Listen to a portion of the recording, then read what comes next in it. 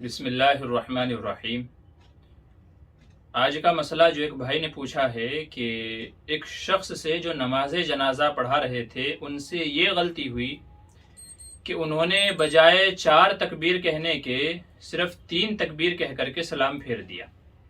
अब सवाल ये है कि नमाज जनाजा हुई या नहीं हुई। 4 तकबीरें कहनी थी मगर 3 तकबीर कह दी और सलाम फेर दिया, तो नमाज हुई या नहीं।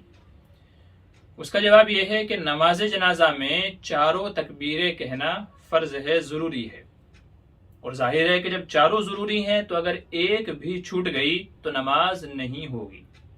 लिहाजा जिन्होंने 3 तकबीर कह करके नमाज पढ़ाई थी उनको चाहिए था फौरन मसला मालूम करते और मैयत को दफनाने से पहले पहले दोबारा नमाज जनाजा पढ़ते।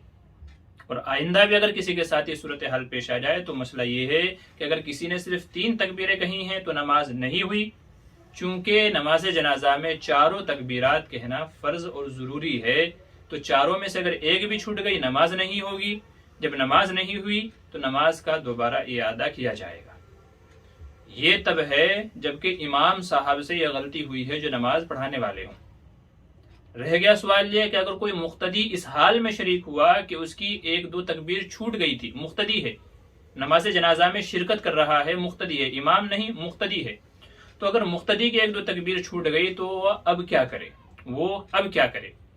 तो उलमा फरमाते हैं कि मुख्तदी के लिए मसला ये है, नमाज जनाजा में अगर 1-8 तकबीर छूट गई तो इमाम के सलाम फेरने के बाद जल्दी जल्दी अल्लाहु अकबर अल्लाहु अकबर, जितनी भी तकबीरें छूटी हों, 1 छूटी हो तो 1 मरतबा, 2 छूटी हो तो 2 मरतबा, 3 छूटी हो तो 3 मरतबा, जल्दी जल्दी अल्लाहु अकबर अल्लाहु अकबर अल्लाहु अकबर कह करके सलाम फेर दे, उसकी नमाज हो जाएगी। तो मुख्तदी के लिए मसला ये है, जरूरी नहीं है कि वो हर तकबीर के बाद में सना पढ़े, दुरूद पढ़े और फिर उसके बाद जनाजे की दुआ पढ़े। तो उसके लिए हर तकबीर के बाद दुआ पढ़ना जरूरी नहीं है, बल्कि अगर तकबीर छूट गई है तो जल्दी जल्दी तकबीर कह दे, अल्लाहु अकबर अल्लाहु अकबर अल्लाहु अकबर, और फिर सलाम फेर दे, उसकी नमाज दुरुस्त हो जाएगी।